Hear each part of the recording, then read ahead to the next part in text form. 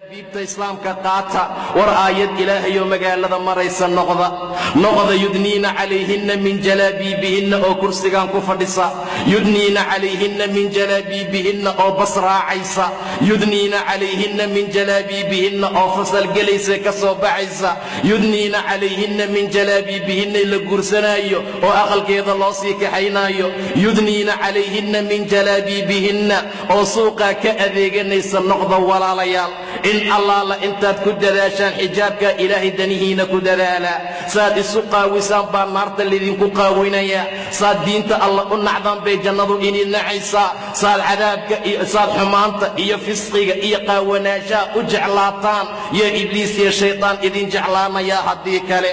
rasuulku intaa wuxuu ku daray waa iilan yihiin xaqana dadkay ka iilayaan warka warrama gabar ziina leh oo qurux leh oon jalbaab wadanin afka gudud marsatay dirac qafiifa ku socota ama surwaal iyo shaati wadata laamiga intay ku soo baxda raggu say noqonayaan walaalayaal soo ma arkin 7 jeer inay gadaal idin soo eegayaan soo ma arkin inay idin fiirinayaan waa maa'ilaad way iilan yihiin dadkiina xaqay ka iilayaan war sabab ha u noqonina ragga inay cadaab galaan war sabab u noqda raggu inay hanuunaan mar allaala marka jilbaabkeeda iyo xijaabkeeda iyo hanaankeeda iyo taacada allay ku dadaalaysa la arko yay malaa'igtu ku farxdaa xasanaad loo qoraa rabbi jeclaadaa shaydaanku ka cararaa laakiin kuweenna maanta shaydaan baa saaxiib la'a war saaxiibnimada shaydaanka gooye xiriirka ilaahay hagaajiya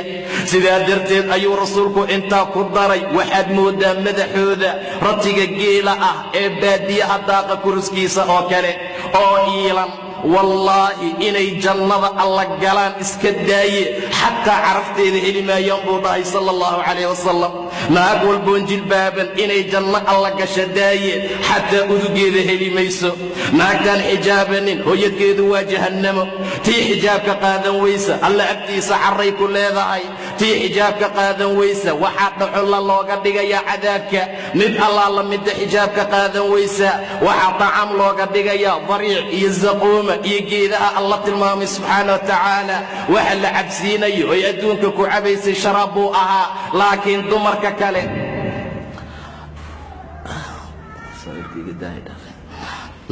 dumarka kale ee cadaabka la galay